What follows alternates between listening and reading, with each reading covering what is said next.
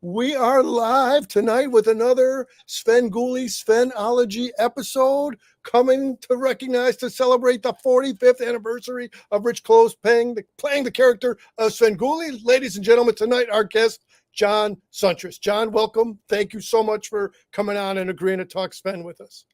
Thanks, Chris. No, I really appreciate you asking me on. And, I'm a massive Svengoolie fan just like you. And I'm sure the audience. Definitely, this audience is a pro Sven audience. Let me say, for people who don't know, John has the Word Balloon channel, which is both audio and video in the podcast format and in the YouTube format. John has just moderated the Svengoolie panel this year, the year before. John makes John and Sven together. It's chocolate and peanut butter. It's peanut butter and jelly. It's a good experience on the stage. I'm going to borrow from John's comedy bit when John opens a word balloon show. John will put up some 70s or the Incredible Hulk will not be seen tonight because here we come with word balloon. So since Destroy All Monsters is this feature on Sven tonight we will not see Barbie battling Godzilla because Barbie wasn't included in Destroy All Monsters. Let's jump to comments. We can't start a show without Chai Star G calling Let's Go. Michaela is a frequently featured artist who gets her art on the Sven on the mail-in segment on the so good evening and happy Svengoolie Day and happy Memorial Day weekend, everybody. Junkyard is chiming in. Very happy Sven Day back at you, Michaela. Hello, howdy, Chuck, and Nanette, hi all. Going to be in and out. Nanette, we'll take whatever we can from you, Nanette. Also a well-featured artist on the Sven program and on the Reddit social media Sven group. And then Chai Star says back, yo, at Junkyard. All right. So now we got the greetings in. We're happy to have commenters come around. So John, let's go through our standard format of questions for everybody. And then we'll also have some specific questions for John. So how did you first learn of Sven back in the day? Did you come on from the Jerry G. Bishop era, or did you back into the Jerry G. Bishop era? Did you first learn of the character as it was Rich Coase, the son of Svengoolie? What were your origins with learning of Svengoolie? Oh yeah, I'm an OG Svengoolie fan. I had an older brother and an older sister, so I'm a little 5 or 7 year old watching on a Friday or Saturday night and watching Jerry G as the original Svengoolie. And it was my freshman year when Rich came on, 1979. And started as the son of Svengoolie, and was thrilled. It was obvious that Rich was doing what Jerry originally did in terms of, just formatically, but also making it his own. And I always tell Rich Coase that he's had the career that I had hoped to have when I wanted to break into broadcasting. And, Chris, I alongside my podcast, I spent 30 years in Chicago radio and really came in hoping to do not only the kind of TV that Rich does and do the comedy bits that he does, but also a lot of that kind of sketch comedy was happening on radio in the 70s and 80s when I was growing up. WXRT, our hometown rock station, had 2 Second City vets, the usual suspects, and Monday through Friday, they'd have a prepared 3-minute comedy bit.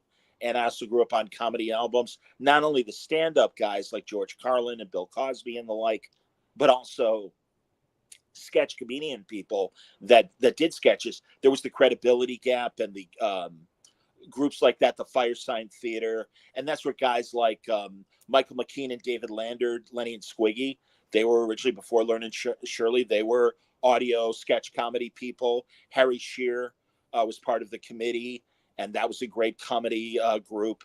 And my friend Phil Proctor, who's been on my podcast a couple times, the Firesign Theater. So, I really loved audio sketch comedy. That's what I wanted to do. And at my time at our all sports station here in Chicago, The Score, I used to do parody songs just like Rich does, and would do, imitations and create characters.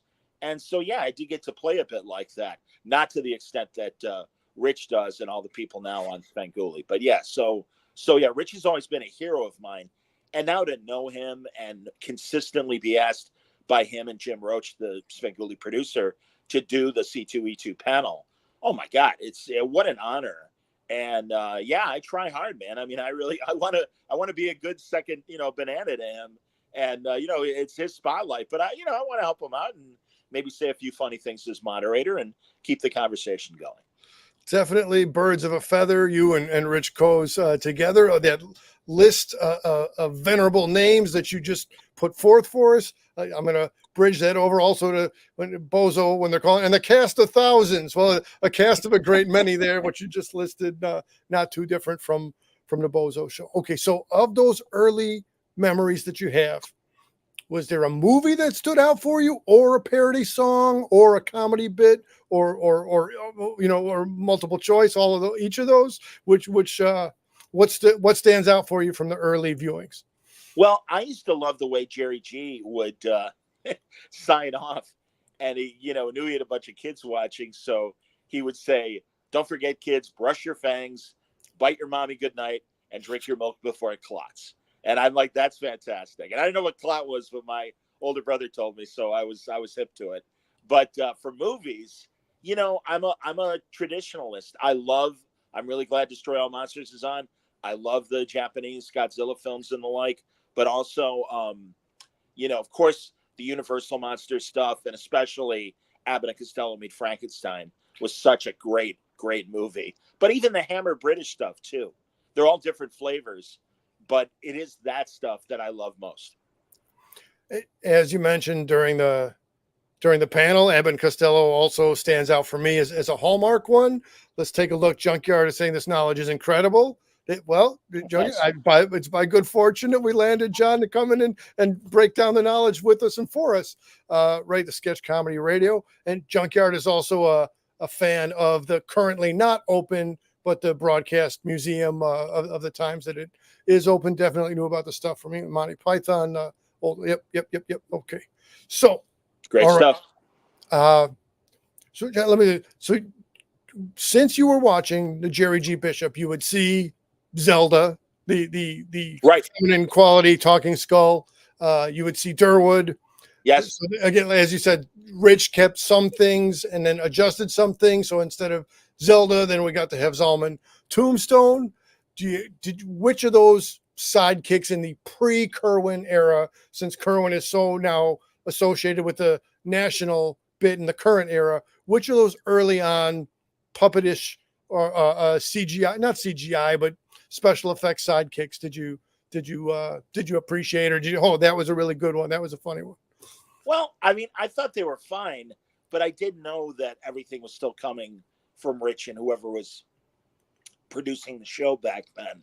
So I really did focus mostly on Rich and his bits in particular. But again, they were fine. I mean, it's all silly fun.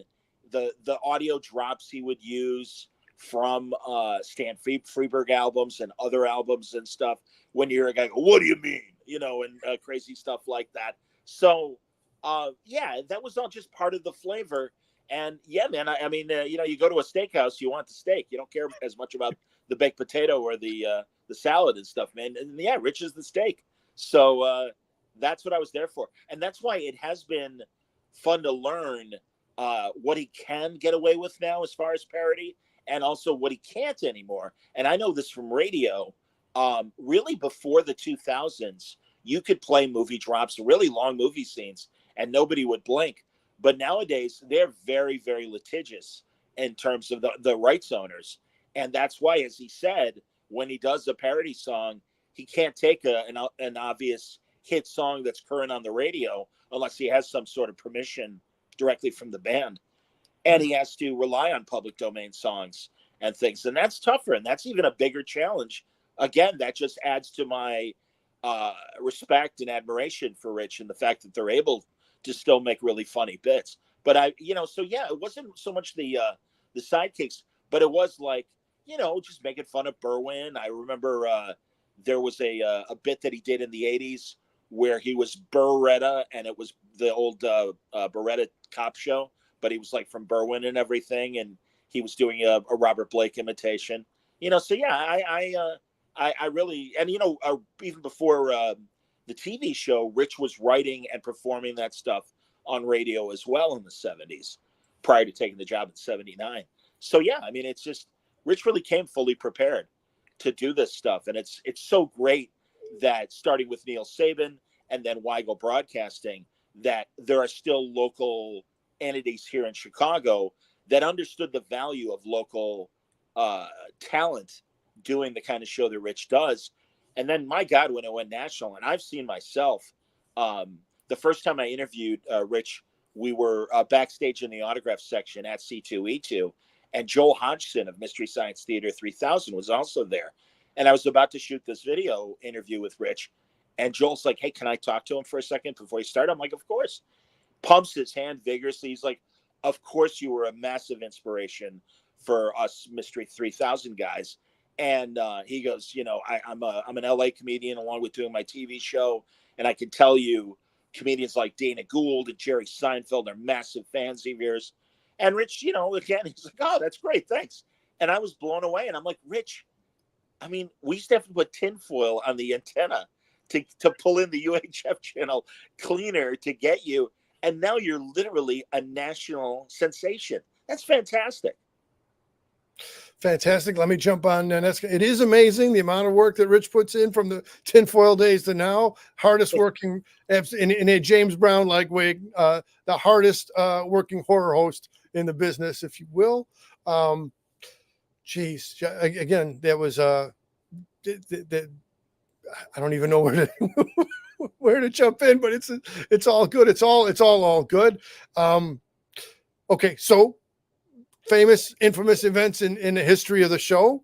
1982 comes, the 3D glasses, the 7. Yes. Did you pick up 3D glasses? Were they from 7-Eleven? Were they from Dominic's? And what was your experience of obtaining the glasses, putting on the glasses, and then seeing the actual Revenge of the Creature of the Black Lagoon? I expect anybody who's watching already knows what I'm referencing, but just to keep it all clear for the records, right? It was the summer of '82 where the 3D at home, not at the theater, but through your TV screen, where the different shops would have the 7-Elevens, the Dominic's would have the glasses, and take it from there. John, walk us through your experience in the summer of '82.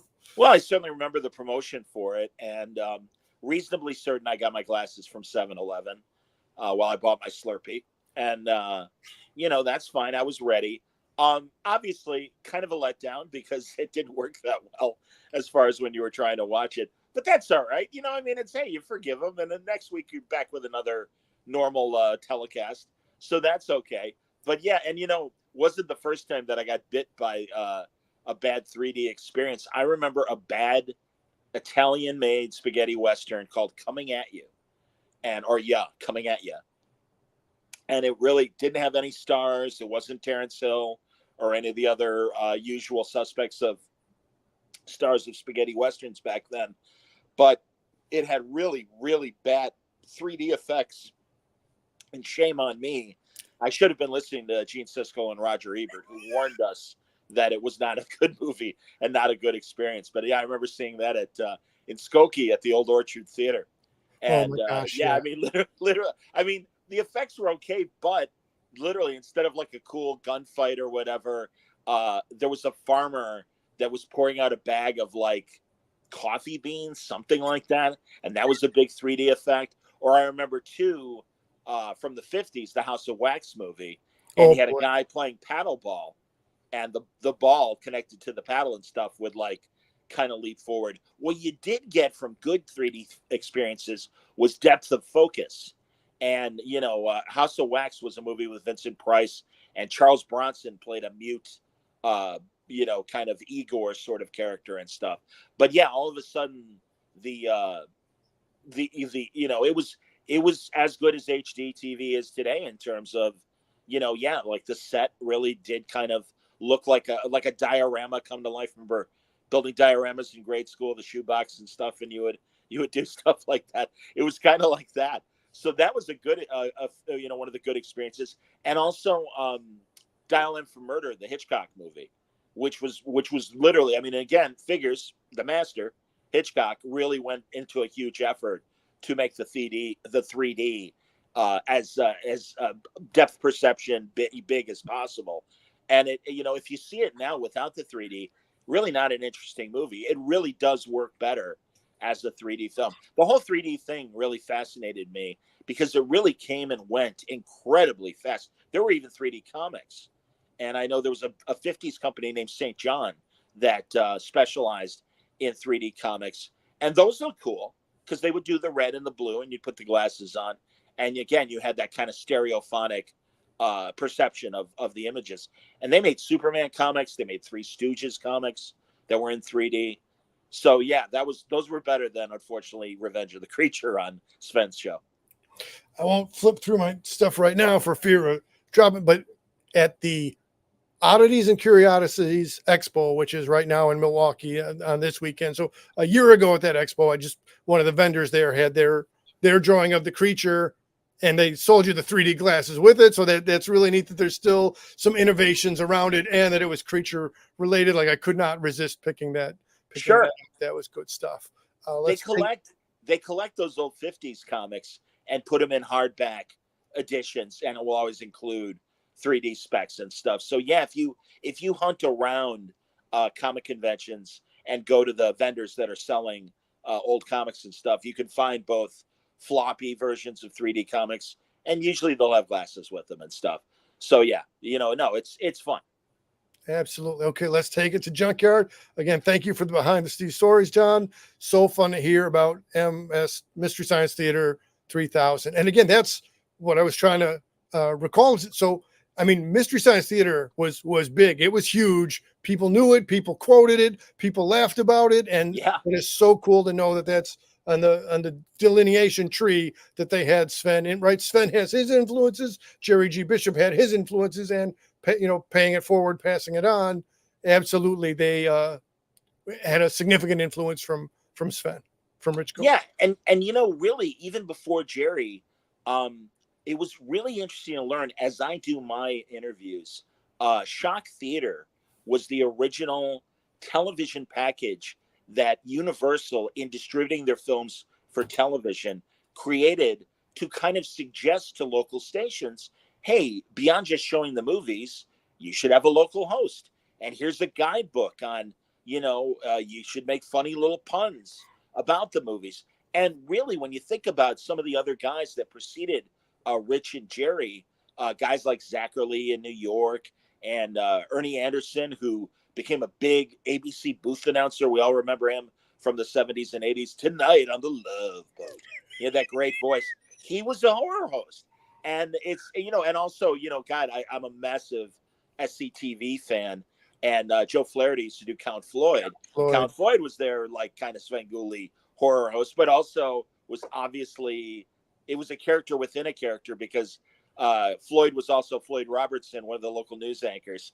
And I do know of stories like that in other cities where the horror host was also the weatherman on the weekends or whatever, much like Rich himself when he was doing it at Fox post Cozone. So yeah, it's just neat. And really, like, a good friend of mine that's in publishing is going to present the Shock Theater guidebook and republish it and stuff as a neat little book, and also explain the history of horror hosts. I don't know if you've ever seen, Dana Gould produced, I think for Showtime, a great look at the history of horror movie hosts. Vampira, who, preceded Elvira.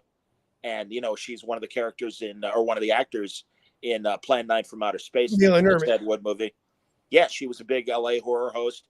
And that's the thing. And certainly Elvira, God, man, how cool is it that Cassandra Peterson still doing Elvira 40 years later? She hasn't missed. No, and looks fantastic. And I mean, God bless her. She's amazing.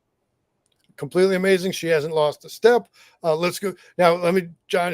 Jim Campbell is known for throwing a boomerang question, so he might be easing us in now to come up with a difficult head scratcher question coming up. But here, what is the most surprising thing you found out about the Svengoolie world since working with them?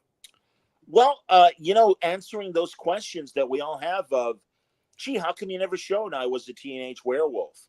And we found out really at C2E2 this year that there's a woman that she owns the estate that controls that and a handful of other obvious movies. Robot Monster, where it's the gorilla suit on the bottom and it's a space helmet with antenna on top.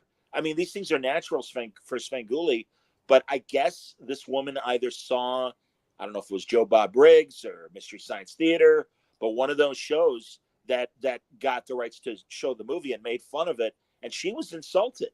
So she's holding on to these movies, and it's like, if your intent is to make fun of the movies, I'm not releasing them for you to air. And that sucks, man, because, yeah, Michael Landon, Teenage Werewolf, and I interviewed about a year or two ago Gary Conway, who was the captain on the Irwin Allen TV show Land of the Giants, and I Was a Teenage Frankenstein. And it's funny, there's a kind of sequel where Gary wore the makeup again. It's called How to Make a Monster, and it's really not from a story standpoint a sequel, but it used that same makeup. And while Sven and company can use How to Make a Monster, again, Teenage Frankenstein is another movie that it's like, no, sorry, if you're going to make fun of it, we're not going to release it. So it is, and it's funny, I was wondering too, from a rerun standpoint, because MeTV, I wonder if the licensing for some of the old TV shows is tied to the studios that also have the movies. And that's why we get certain reruns, but not other reruns. I mean, Universal had like dozens and dozens of detective shows in the 70s. And outside of things like Columbo and the Rockford Files, I want to see the obscure ones that only lasted a season or even half a season. Wayne Rogers from MASH did a 30s show called City of Angels.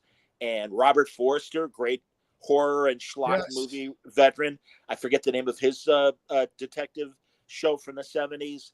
The Snoop Sisters with Helen Hayes and Mildred Natwick, these two Agatha Christie old lady mystery writers, would solve mysteries. And that stuff isn't being run on TV. And it's like, they're great. They're fun. So I don't know.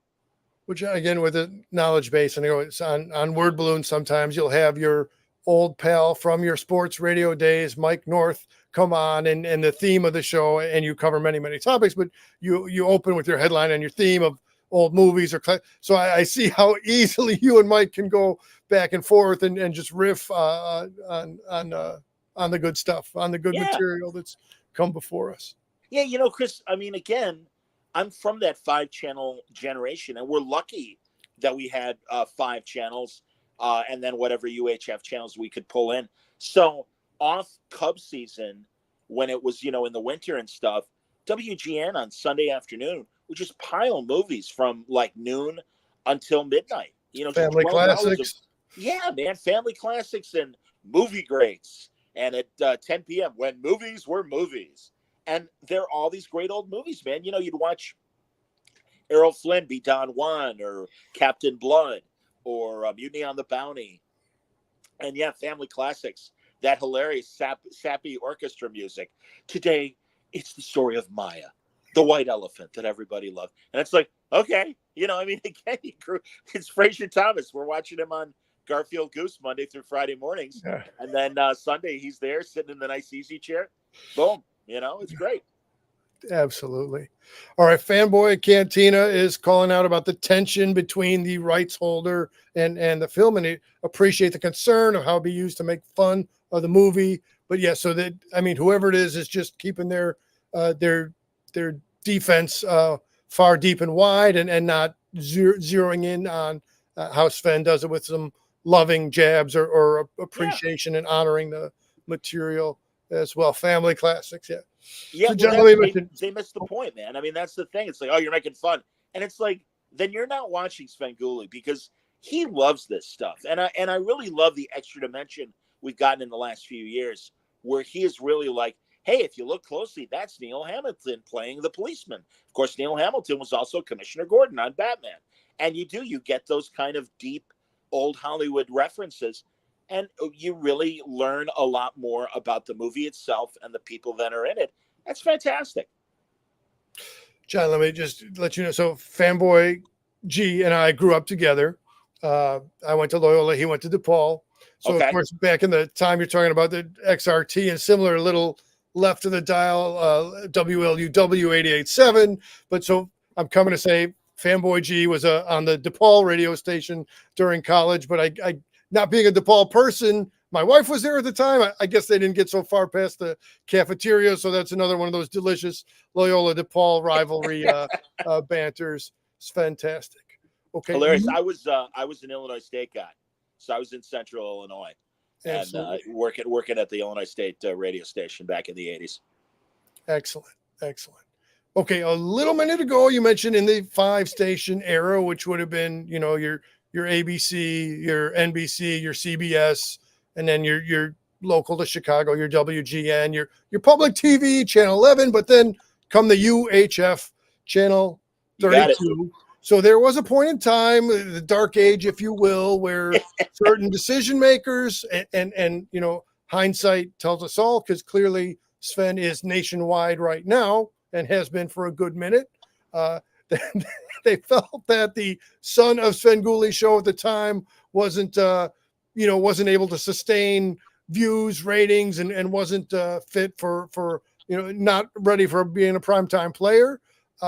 Your thoughts on the cancellation era and then the climb back up the mountain that followed? I give him credit for having tenacity and surviving. I mean, the Co-Zone was a nice platform on the afternoons. It wasn't Svengoolie, but he was still part of my media diet because I loved the Three Stooges. I loved the cartoons that he would set up, even the reruns like Gilligan's Island and the Munsters and I Dream of Jeannie, whatever. So that was cool. But man, I felt for him when all of a sudden it's like, oh, and now with the weekend weather, here's Rich Coase. And it's like, oh man. And I know too, from going from an all sports format, the last job I had in radio was traffic reporting, and I liked it. It was fun, and it seems like Rich, obviously did okay with it. But yeah, I was really worried. But that everything kind of fall after it's been around for a long time, it gets taken for granted, and I think that's what happened with Son of Svengoolie back in the day, and that's why. And also, Channel 32 changed management. Their programming philosophy changed. Also, in the 80s and 90s, you had syndicated programs that basically local stations got for free, and they got commercial spots. The shows would come with commercials already embedded in them, but then they could also put in local spots. So you'd have like a Diet Coke commercial in a judge show or, a reality show, or even some syndicated reruns, but it would also leave half of the inventory of commercials available. So that's the thing. I mean, it didn't cost them anything to put those shows on versus a local show paying Rich and the production people. So it was already a cheaper option than sticking with Rich and Svengoolie. But again, I point to Neil Saban, who was running Channel 50, WPWR back in the day, and then Weigel Broadcasting coming in as they currently are with MeTV, and realizing the value. And again, it's almost like the things that were inspired by Svengoolie, I think brought him back. I think it is the success of shows like Mystery Science Theater and Joe Bob Briggs on TBS and TNT and Elvira, that Neil, being a Chicago guy and knowing, hey, wait a minute, Rich is still around, he could do it. Let's bring it back, and really hit the nostalgia moment at the right time to bring him back. And also, as Rich points out, and the reason why he can claim a 45th anniversary, he was still doing live appearances. And I'm sure you've seen him live beyond C2E2 as well. He always fills up a room. He always has a massive line of people waiting to meet him and shake hands and take photos with him, get an autograph with him. He's an institution. And I mean, again, I know I'm older than you, but you were close enough in age that Bozo and Ray Rayner and all that stuff was so important to our childhood. And it's great that he is there doing that kind of local entertainment and has a willing audience. And as I see it, every C2E2 convention, that tradition being passed on to younger people. And it's great to see kids in the audience, not only teenagers, but little kids who are watching Svengoolie with their parents and even grandparents and stuff. And it's like, they get it. And that's awesome. That's really, really fantastic.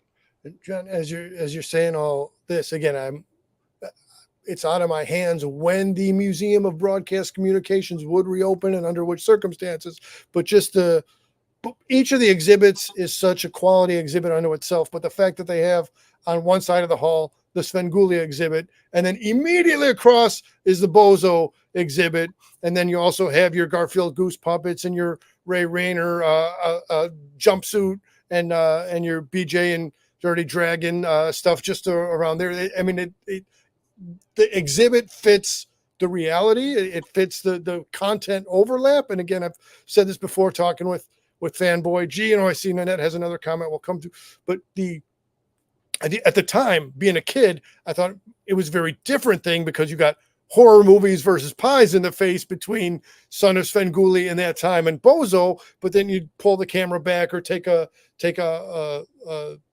academic view of it, and you see the similar vaudevillian influences and Absolutely. and having supporting players to work off of, and it's darker makeup, brighter makeup, but more similarities than differences, I would say, between Sven and Bozo. Well, again, I mean, when television started, local programming was as important as network programming, and so it was essential to have local things. And yeah, it's a continuum, and I'm glad it continues. And again, thankfully, we have people like Weigel that understand the value of good local entertainment, and now it's national, and it does really well. And Mark Hamill is a Svengoolie fan. My friend Dan DiDio, who was the publisher of DC Comics, massive Svengoolie fan. So as I mentioned, Dana Gould and Joel Hodgson and others. And it's like, no, we all get it, man. And again, it's cool that there is a new audience that to them, this is fresh. And is as fresh as it was when Jerry G. Bishop was doing it, or in '79 when Rich started. And the list, again, the list you already listed is enough of a list, but then also spilling over into the pro wrestling world that I know Mick Foley has been on, a Jerry the King Lawler, I think, and then outside of wrestling, and no longer with us. Why am I blanking on the name? Gilbert Gottfried.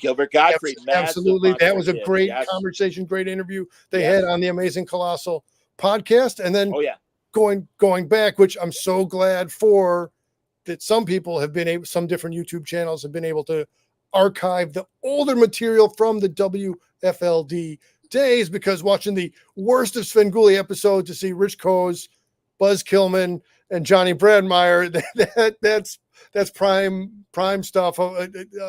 Absolutely important that was captured of that golden era. I remember in '83 when Doctor Who was celebrating its 20th anniversary, and the third Doctor, John Pertwee, was in for a live performance, and that's on YouTube, and you can find that and stuff. And yeah, man, no, that was great. And then also Rich interviewing guys like Bill Jackson, BJ from BJ and Dirty Dragon, and that's really cool. Wasn't on Svengoolie, it was for the Museum of Broadcasting here, as you know. And yeah, it's just, again, it's like that other fun media stars of, I mean, even internationally, like Doctor Who, recognize the value of, I'm going to come on this local monster show because I fight monsters on my show. And yeah, we had a ball. I mean, it's so great. You could tell. Yeah, absolutely. I mean, he popped out of the coffin like he does on the TARDIS and everything. Absolutely, man. That's hilarious. That's fantastic. All right, Nanette is recognizing, as we should and can always recognize, Rich is the most gracious person to meet. Fantastic that he draws an amazing crowd. So I'll even say it's maybe disproportionate. The size of the crowd he draws, I'll make the case, is disproportionate to his humility, because he's not strutting around like a pro wrestler about, oh, look at the draw that I have. He's sincere, he's genuine, he's the real deal, and the success has not gone to his head. Not at all. He, I was, because and forgive the comparison, everybody, because I'm an acorn compared to the giant redwood that Rich is.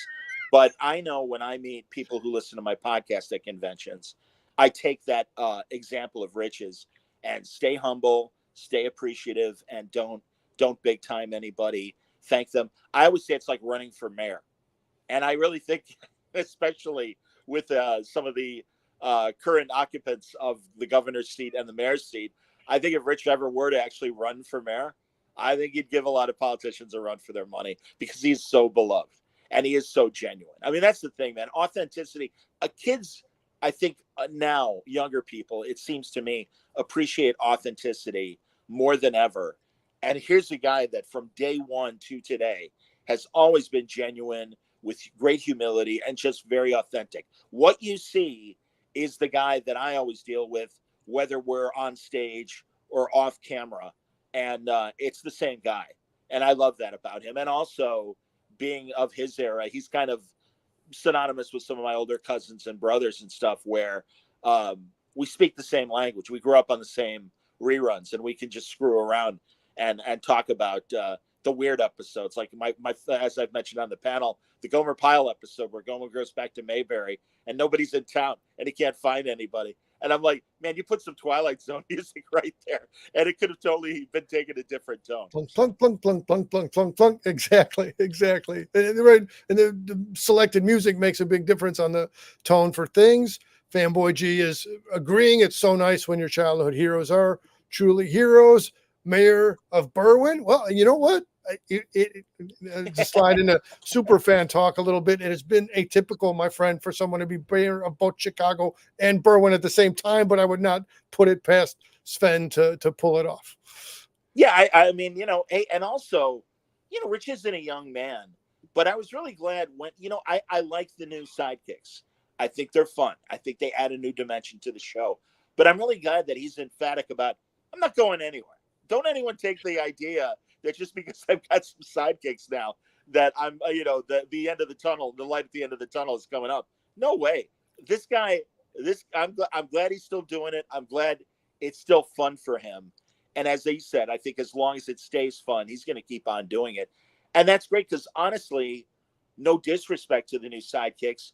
Also, like a guy like Bill Leff, who at the convention, obviously, Rich has tremendous respect for. Bill is much like Sven and myself, a real Chicago radio vet. And, he does tune in with me in the mornings on Me TV. And he's a really fun guy. But that said, I don't know if he could command the same audience that Rich does. I should add that, as Michaela was up in the comments earlier, Michaela's art will also be seen on the morning show with Bill Leff. And again, I don't want to say the 6 degrees of Kevin Bacon, but I'll just say the interconnectivity of it, or I've, somewhat coined the phrase, the Sven chronicity of it. So back in the day, Johnny B and Buzz are on for the worst of Svengoolie, that might have been 82 or 83, somewhere of that era. And then Bill, I so appreciate Bill's radio time. I so appreciate Bill as nostalgia Foratu, and then Bill's former radio partner Wendy was then also connecting back on WLUP on the Loop. Oh yeah, as was Johnny B. So it's the connections are long and wide and deep and many, and it's all great to see the different connections play out. Chris, I read an article today that some of the, including owners of some of the local radio stations, I won't name them because they disgust me, but they're talking about replacing, first of all, commercials with AI voices and AI generated scripts, and also are considering for some of the music stations to have AI voices as DJs. And it's like, man, you guys do not get it, because it really is that connection to the community that local radio and TV people have. And it's like, yeah, it's going to be cheaper in the short term, but they are also going to become, they can't help it. It's going to become this identityless, generic product that is only going to turn people off. And that's why I'm glad that citizen media, like what we're doing now on YouTube and audio podcasts, it's like, fine, if television and radio are going to give up, great, that's fine. There is a vast world of podcasts and videocasts that are bringing a local favor, and you're getting a real connectivity to the community. And I know that from doing Word Balloon for 19 years. I'm sure you know that from doing this show. And it's by all means, make that bean counter choice of cheaper, and we don't have to pay people, and we can fire people and stuff. And it's like, you're only slowly, it's death by 1,000 cuts. And the first cut is when they make a decision like that. So as a counter, as a counterpoint to that, and again, I mean, each of the radio stations had their personalities and drew and built their fan bases that way. So as a counterpoint to this current AI phenomenon, there was the time post WFLD, post Channel 32, before Me TV became the nationwide reach that it was. Yeah. Sven climbed back into the climb back into the coffin, just purely locally on channel 26. And just as a brief mention here, in my youth, I knew channel 26 for showing the different ethnic shows, including the Greek show. And Sure. I would have it sit down, and I'm going to translate for you what the songs they're singing. That was my experience with channel 26. Oh, So that's great. that era came and went. How did you first see Sven coming back, dropping the son of moniker, growing up into his own to become Svengoolie? Like, did you just randomly catch it tuning in through flipping channels to 26, or was it through an announcements, or how did you first come back to Rich Coes and Sven when he landed on channel 26? I think so. I might have, because the likelihood was, and am I wrong? I thought he started on 50 WPWR before 26. But regardless, I was probably watching a rerun of Green Acres or something like that. And it's like, oh, hey, Svengoolie's back. Fantastic. Yeah. And again, I mean, I was aware of him, unfortunately, when he was doing Weekend Weather during his wilderness period. But I'm like, thank God somebody figured it out. Also, being a person in broadcasting, I was always reading Robert Feeder and the other media critique columns. And it might have been in there because, again, he's beloved. I mean, I can't think of a media critic that was ever anti Svengoolie and the presentation. So, yeah, it's like, hey, man, remember the good old days when we had more local entertainment? Well, guess what? One of the guys that really knows how to do it is back. And it's like, deal me in, man. I am there. And it's just been so wonderful. And again, the growth that we've seen since being national now on MeTV, that's huge. And rightfully so. Junkyard is agreeing with you that he remembers Sven on channel 60 before it moved to 50. That's a memory I didn't have. So now I'm glad that John unlocked that for us. And let me Mandarin, we are live. Welcome, Mandarin. Let me jump back up because let me get to Nanette's comment, and then Mandarin, we're great to have you around. We are live. John, let me hear. Mandarin is a man of mystery, but we'll come back to that in a couple of minutes. Okay. Right. The commercial radio started its downfall in the 90s when the music started to be programmed and fed to local. Yes. And let me, if 100%. I'm going to acknowledge Fanboy G's radio history, let me also say on the south side of town at the WHPK at the University of Chicago, W Hyde Park. I don't still think I have the T-shirt, but Junkyard was a college DJ as well. So cool. We're good. Yo, Mandarin, we're always glad to have Mandarin around, and we are live. Okay, so we got that. Fanboy G is shouting. Now there's banter between our okay. Oh, yeah, and I forgot that it was on 60 before it was on 50. There you go, man. Yeah. And Mike North and I used to do our local sports interview show, and it jumped around from station to station. We were on Sports Channel first. Then locally, we're on Channel 2 after the Sunday night telecast. And then at the end, we were on Channel 62. And I think that's WJYS. And we would promote to our live audience that our lead-in, we were on at 6:30 on Friday nights, and our lead-in was Donna Reed reruns. And it was just really fun. And Mike, in his great Chicago accent, all right, if you want to watch the TV show, we're on Channel 62 Friday nights, 6:30, and I would go right after Donna Reed. And it's true. And it's just like, that's fantastic that Donna Reed reruns are our lead-in. So that's just old-fashioned TV, man. I mean, now back to Green Acres already in progress. It's like great, man. And this is roughly the same era, slightly after, but roughly the same general time period where Rich came back on. And I remember watching you and Mike. I remember, you one time, one of the guests was Raging Bull, Jake LaMotta. And yes. So it was great stuff to watch you and Mike go on the TV. Thanks, man. Having learned of you guys from the radio. And Mike won Emmys for that show. I was nominated for an Emmy one year, a local Chicago Emmy or regional Emmy. And oh God, honestly, man, I spent 10 years on The Score, our sports talk station, and at the same time doing stuff for WXRT. And they were the best 10 years of my broadcasting career here in Chicago that lasted about 30 years. And every month it was like living in a Monkees episode, because it was like, Oh, hi, Tina Turner. Oh, I'm really glad you came to the radio station, Tina Turner. Will you sing a song for us? Sure, kids. Elvis Costello, Lyle Lovett, Ray Davies of the Kinks, John Fogerty of CCR. And then on the sports side, Hank Aaron, Willie Mays, Mickey Mantle came in studio. And it's just like, oh my God. And not to mention all the local heroes of the Cubs, Sox, Bears, and Bulls and Blackhawks. And it's like, oh my God, I'm meeting Bobby Hull. I'm meeting Fergie Jenkins, and Ron Santo became a friend. And it's like, these are the people that I grew up watching and, on their sports highlights in the 70s and 80s. And now they're my friends. That's insane. And it was wonderful, man. Of the same era, and as they would, go moniker heavy, frequent use of monikers and not screen names, the radio names. So, Johnny, very often you would be referred to as Shaky. Who dubbed you? How did you get dubbed with the moniker of Shaky? And is it Shaky with an E, or is there no E in Shaky? There's no E. Well, right now my iPhone was running out of juice, so I have to hold it while I'm charging it while we're talking. So I didn't want to interrupt and suddenly go black. So if you see a slight tremor in my camera, that is why. I have a tremor. And I was out of radio for like 3 years before I got back into Chicago radio.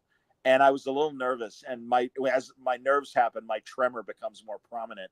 So Terry Boers, the great sports writer and talk host, is like, Siuntres, actually we had a simulcast with, this is when the White Sox were playing the Blue Jays in the American League Championship Series. And we did a simulcast with The Fan, the sports station in Toronto. And we had this guy from Toronto who's a really nice guy, but he kind of had a very typical radio voice. Hey, how you doing? And, we're like, all right, how do you guys in Toronto see the matchup? Well, I was talking about it with Shaky here, and Shaky thinks blah, blah, blah. And we're like, who the hell's Shaky? And finally, Boris like, Shaky? Who's that? Oh, that's Jim Hunt. He's one of our old veteran newspaper guys. We call him Shaky. And Boris was just delighted. He goes, I think every sports radio station should have a Shaky. He's like, Siuntres, you're always trembling on the other side of the glass. From now on, you're Shaky. I'm like, all right. As I always say, it certainly beats Mancow's old producer Turd. So I certainly could have done worse for a nickname. So yeah, it stuck. And it's so funny being at comic conventions and people hearing my voice. And even when I was doing traffic at our news station, WBBM, and people would call in with traffic tips and they're like, oh my God, Shaky, is that you? And I'm like, yeah, man. Like, Christ, where have you been? And I'm like, well, I've been in town. I've just been making commercials for other radio stations in town. You'd hear my voice, but it's not like, all right, here's John Siuntres for Coke Classic. You don't say who you are when you read the commercials. So right. That's how Shaky happened. Man, the origin story that I never knew. We dig a lot into the Sven and Jerry G. Bishop origin story around here, but now we got an origin story behind the moniker. And let me say, I thought it was alternatively possible after seeing you at the moderator's table more than a couple of times now. That just the amount of time that you're nodding your head. Yes, I thought that might have been also how we got there. That is so a tick of mine because I'm used to doing audio only. And I want the person that I'm speaking to know that I'm hearing they're doing good. I'm understanding what they're saying. So I'm constantly nodding my head. I'm surprised that my neck hasn't snapped off. But yeah, I do that. And so, yeah, I'm sure that is part of it as well. But yeah, I'm like a bad second story man in a gangster movie. Yeah. Keep going, boss. I'm hip. Oh, that's priceless. All right. A little earlier, we had the comment about it, meeting your heroes and that being an actual positive experience. So people who are able to remember from the old days or access these clips of some of these other YouTube channels would see there was a time where Alex Ross, the comics artist extraordinaire, would come around and be on a rubber chicken thrower. He's drawn art for the show. He's put the image of Sven into some of the other comic material that he's done. Yeah. And so you have had Alex Ross on your show. Alex Ross. Rich Coase. Have the three of you hung out together, or can you just keep on? I've hung out with Alex.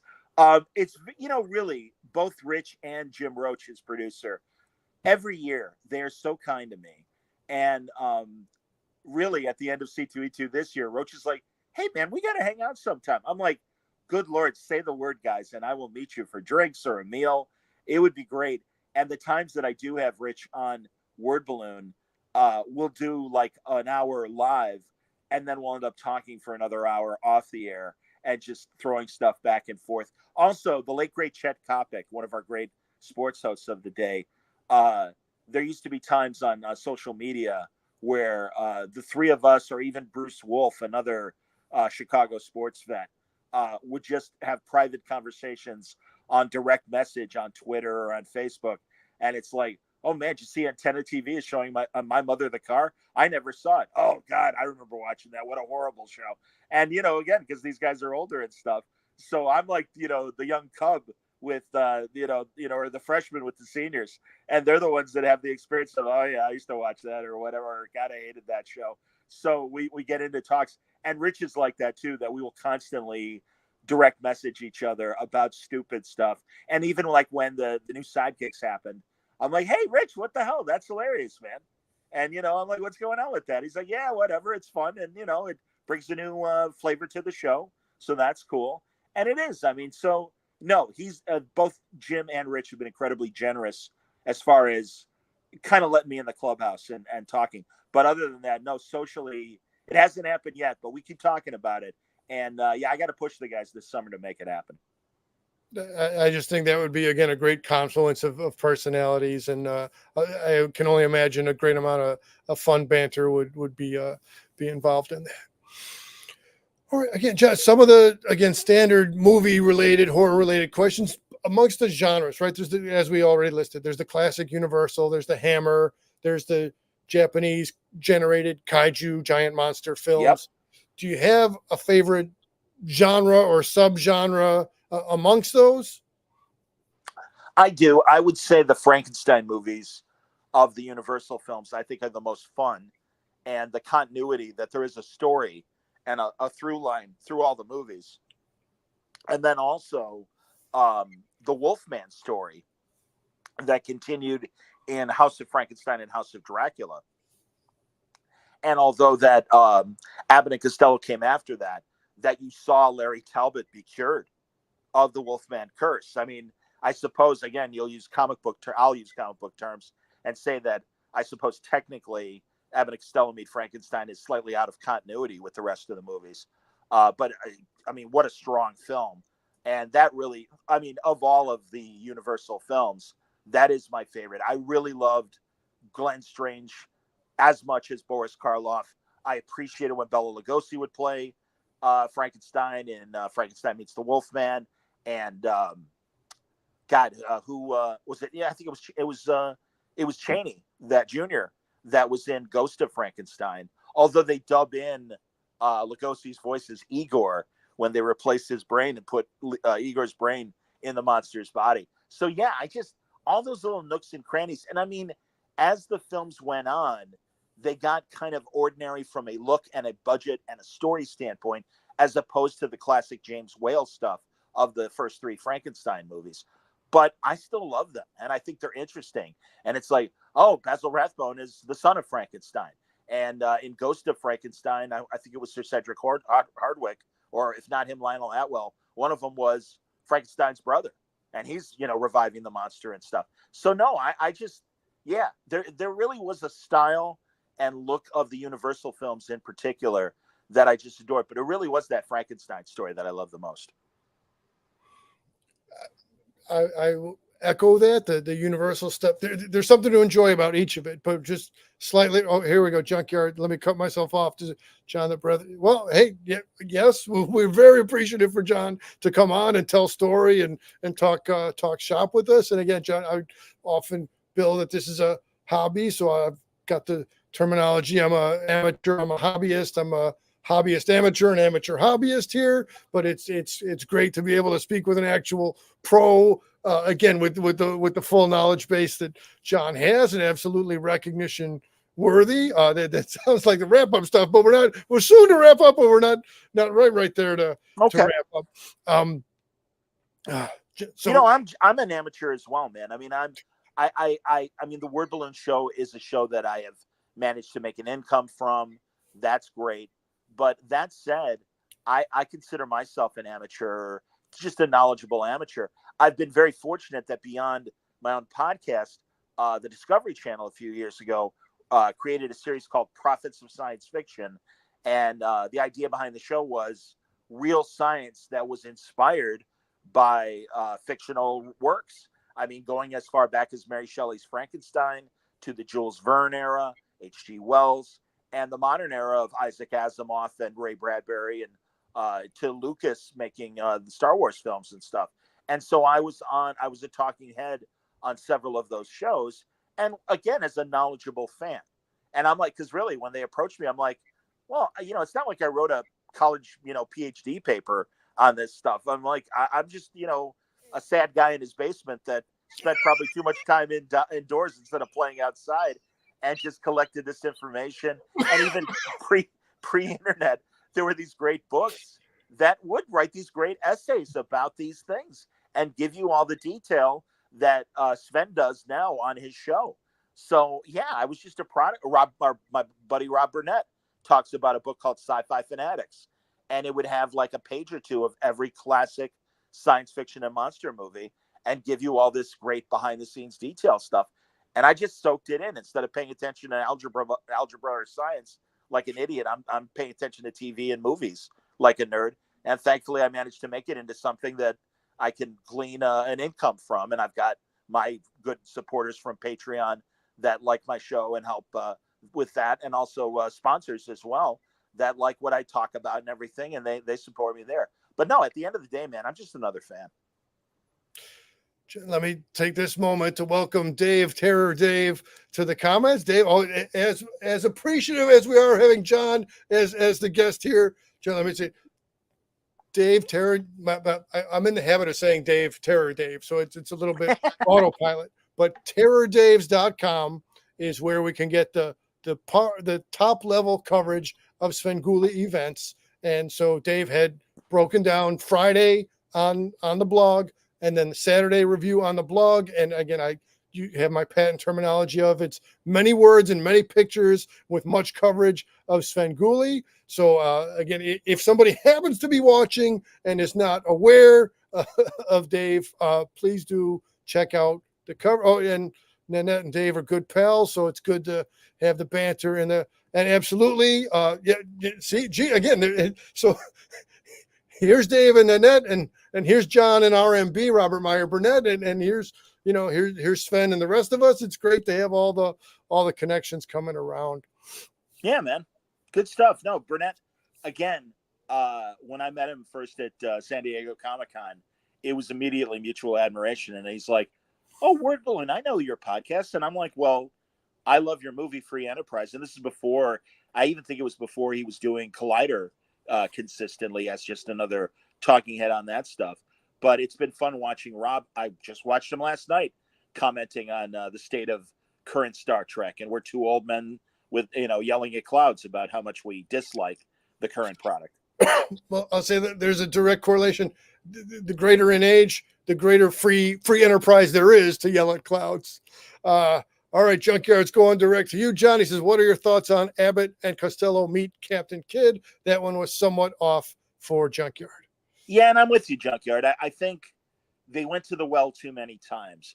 I think of the other meet Abbott and Costello movies, I think the Invisible Man movie is fun. And it's a different Invisible Man, and you're kind of rooting for the Invisible Man in that one. I think Dr. Jekyll and Mr. Hyde with Boris Karloff is quite good. But yeah, I would say Captain Kidd, not too good. Abbott and Costello on Mars might be a little painful for some to watch. Yeah, they like I said about just at horror hosts and local entertainment hosts, that stuff has its moment. And then each time they go back to the well, you get lesser returns on your investment. And I think, unfortunately, Universal went to the well too many times. Also, I'll be honest, as much as I love a lot of classic Abbott and Costello movies, the TV show hurts to watch, I think. And frankly, Joe Besser as Stinky on the Abbott and Costello show, that creeped me out because they treated him like he was like a 5-year-old kid, and it was so obvious that it was this middle-aged man that was in blonde curls and a little Lord Fauntleroy suit. And like as a little kid, I'm like, why are they treating this adult man like a 5-year-old?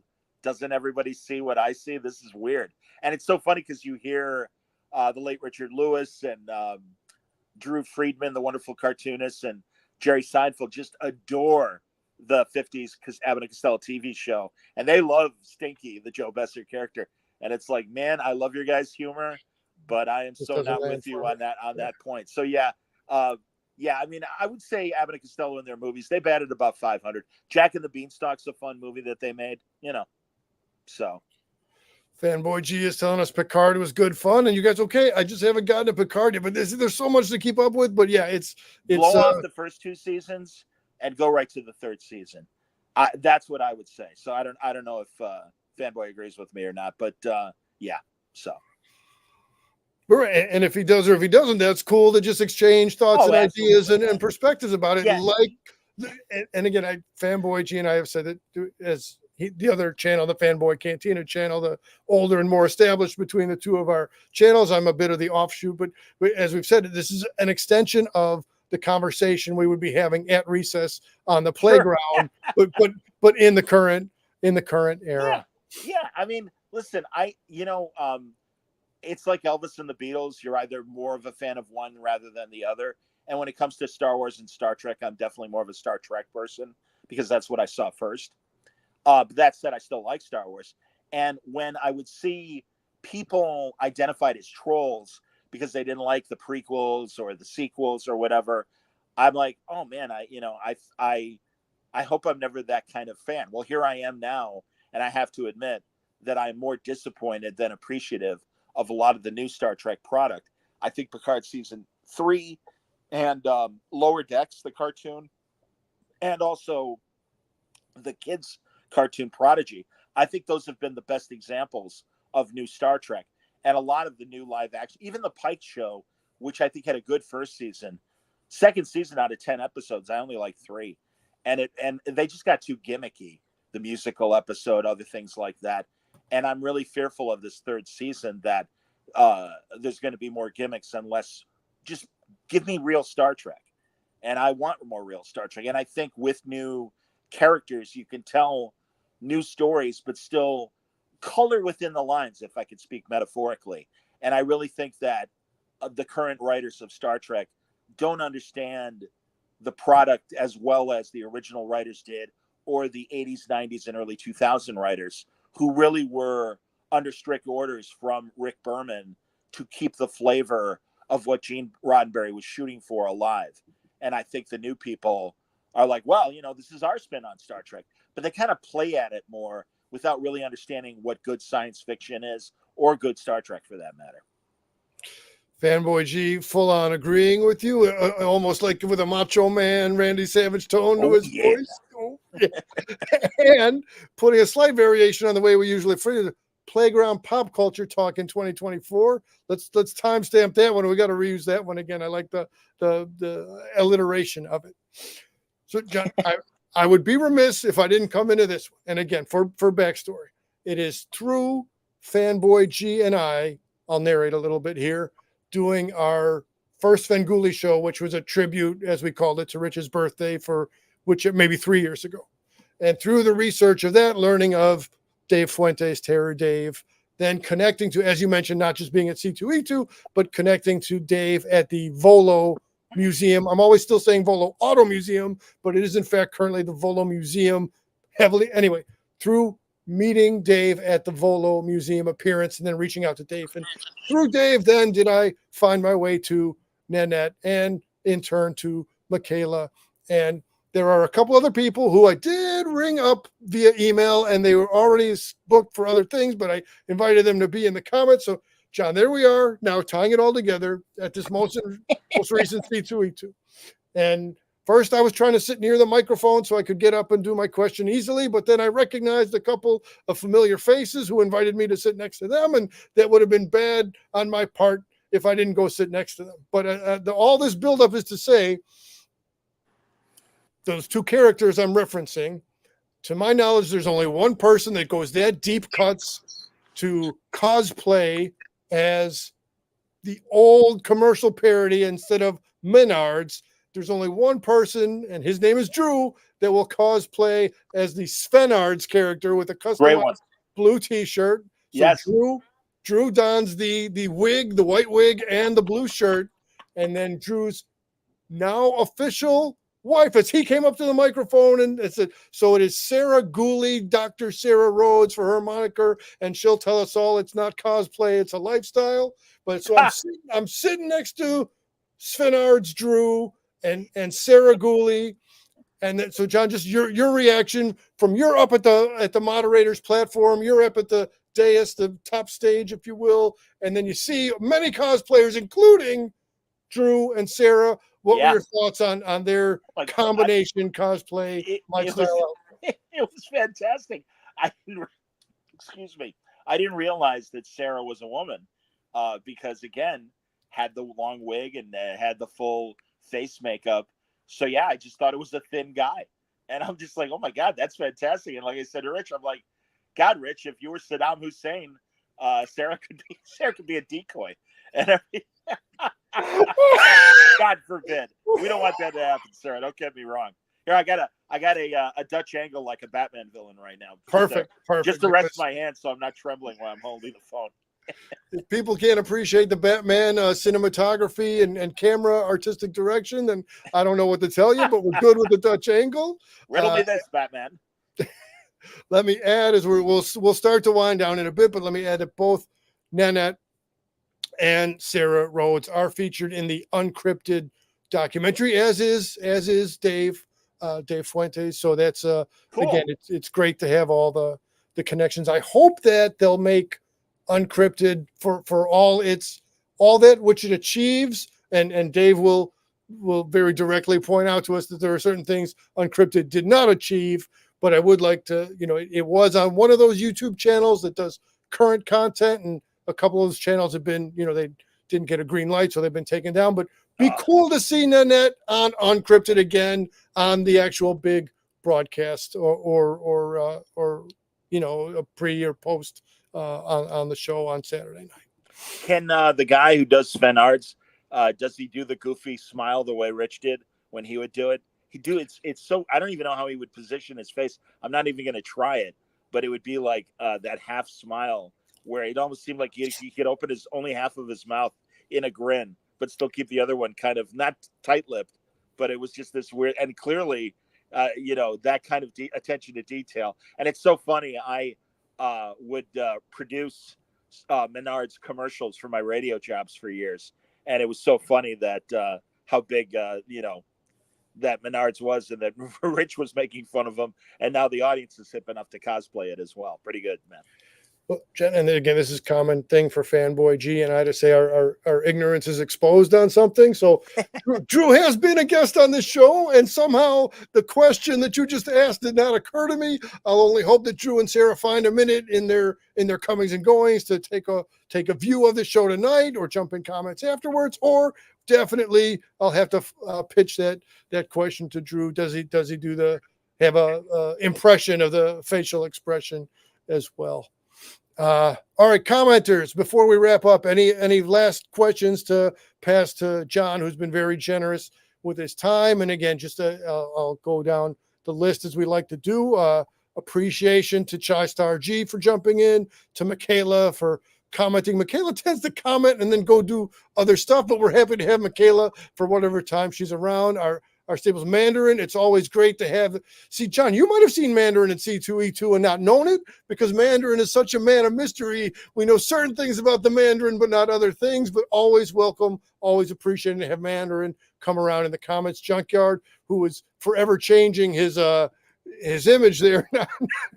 It was Godzilla a short minute ago, and now I think that's the first time Junkyard has changed his image within the same show.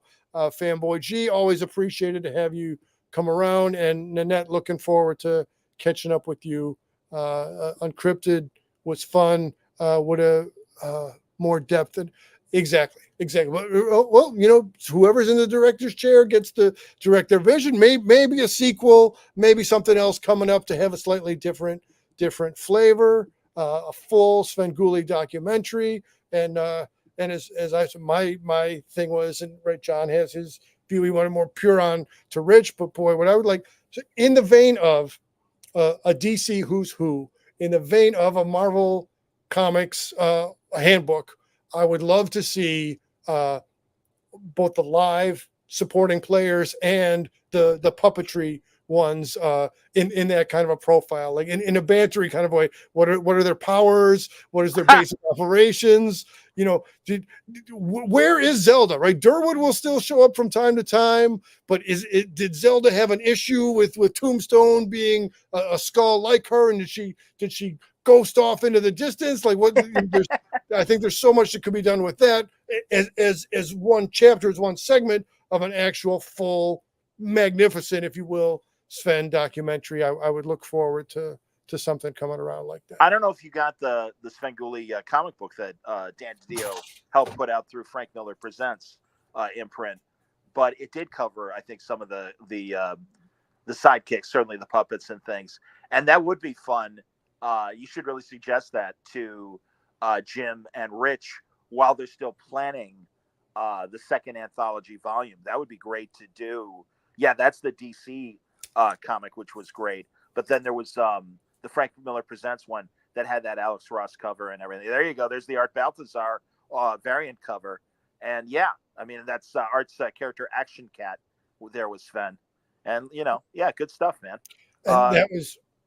Go ahead. That was my highlight, to add on Chris Jones and Jill Thompson and Franco's signature, because at the signing day, I had the good fortune to get Dan's signature and Art's signature. Yeah. No, that's great, man. Yeah, they all contributed to that comic, and it's a great comic book.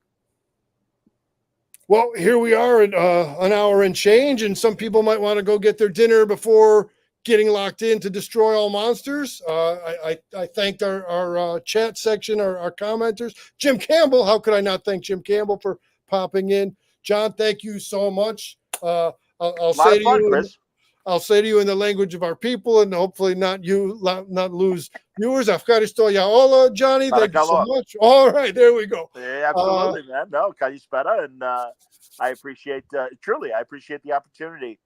Rich is one of my favorite people, both as a fan and as a guy that I've gotten to know over the years. And it's always wonderful to talk about him, and especially with knowledgeable fans like yourself and everybody that's been participating in the chat. So thank you, everybody, for enjoying and not being bored by my stories. Oh, Jim Campbell throwing out.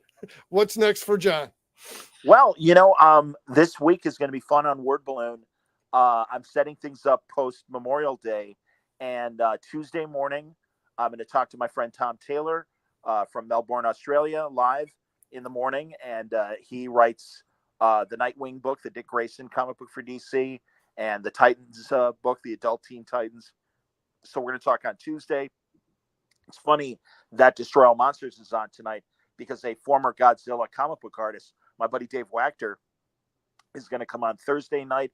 And my friend Kelly Thompson is going to come on. She has 5 different Eisner nominations coming to San Diego Comic-Con. And Chris, the Eisners are like comic book Oscars, basically. And Tom is also Eisner nominated. So those are a couple of reasons why I wanted to get them on the show. So, yeah, that's a couple of the live shows that we're going to be doing this coming week on Word Balloon. And it's at wordballoon.com. As Chris said, my YouTube channel is called Word Balloon, all one word. And you also, if you have a podcast app on your phone or on your tablet, however you get podcasts, you can search for the audio show as well. It's through the Spreaker network. And again, I just celebrated my 19th anniversary. And much like Sven making that declaration at C2E2, I'm not stopping. I still got a lot of interviews that I want to do. And it's always a pleasure to tap into pop culture subjects, not just comics, but TV and film in general. So, yeah, lots more cool stuff coming from Word Balloon. And let's all, if you haven't subbed to Word Balloon, that's, now's the time to like and sub over for Word Balloon and listen in whichever format fits for you and your comings and goings and your lifestyle. But John's got a lot of stuff coming up. I'm going to look to continue to have 45th anniversary of Sven celebration business, as was just last week. Fanboy G and me took a little dive into the book on the Svengoolie. So we're going to continue to, maybe we're going to stop over by Berwyn, and maybe we're going to, at one of our other shows that we do, we eat a Chicago hot dog between Chai Star G and Junkyard and me. Maybe we're going to stop by Paisan's Pizza in Berwyn, because they had that replica of the car spindle. So there's plenty of Sven and Berwyn 45th anniversary coming up for this summer. Thanks everybody for watching. And again, I'm super appreciative that John came on, that we're going to close this out for tonight. Let's go destroy not some of the monsters, not a few of the monsters. Let's go destroy all the monsters. And thanks everybody for watching. And John on Word Balloon, and me over here, and me on Fanboy Cantina. We're looking forward to more fun times. And I'm closing us out. And thanks again.